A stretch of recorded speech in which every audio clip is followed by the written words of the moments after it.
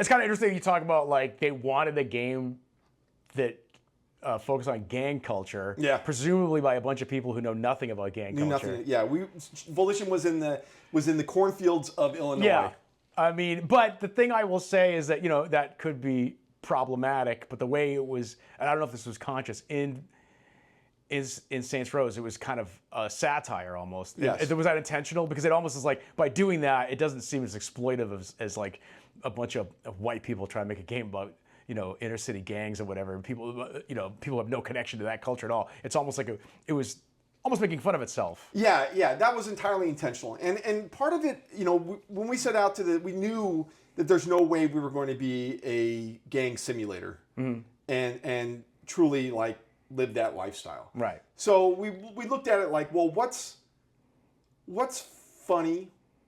What is a little bit of a stereotype, play on stereotypes a bit, and what is just off the wall, batshit crazy? Mm-hmm. That was, and that partially was from our writer that we hired from QA department. So it's funny because part of my job was to figure out the writing of the game, and I had worked with a writer in the past that I said, well, let's give him a shot and see if he could do it.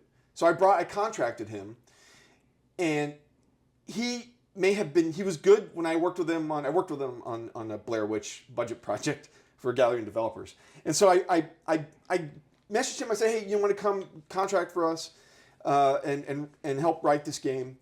And he's like, yeah, sure. And I mean, not naming names, but it was just the worst writing I really had ever. It was almost embarrassing to me because I was the one that was like, let's go. But yeah, there was this one line that he wrote that he was like, I don't even remember the line, but I knew that was my drawing. That was like where the rubber meets the road, so to speak, and the straw that broke the camel's back. And I said, okay, I fired him basically, right then on the spot, this line of dialogue he wrote. It was like hotter than a frog's ass or something like that. It was really bad, really, really bad. And so I was like, okay, we're done. And then we basically put out a all hands on deck, like across the company. We wanted to hire within the company. So we said, we sent a message and said, if anybody has any writing talent, here's a test. Write this and let's see what you do. And it was like all these writing tests came back from QA. And we had some people from outside as well that we pitched. And the best one was this guy from QA. His name is Steve Jaros.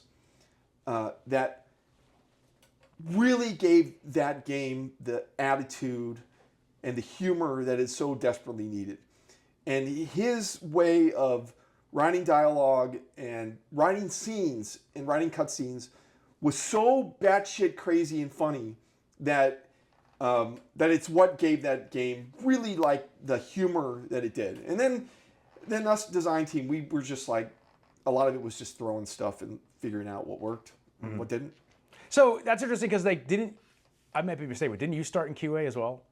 I did, right. Yeah. And so like that is a path to many senior positions that I'm not quite sure exists anymore, right? Because QA now largely is done, for big games at least, is done by like maybe outsourced teams or teams that are somewhat completely separate from the development team. They don't even interact with them. Whereas back in those days, the developers would actually go downstairs to QA and talk to the people directly and work with them. And then eventually some people from QA would graduate to design, to even programming and stuff, and then eventually to this day, there's many people in senior positions that, including yourself, they came up that way. But that's like a path that might not even really exist anymore. Yeah, I think it's really hard, especially in AAA. Well, yeah, period. I think it's really, really difficult to go down that road. And now it's like you really need degrees. You got to go to Full Sail, or you got to go to Digipan and get a degree to even get into the door, unless you're real big in the mod community.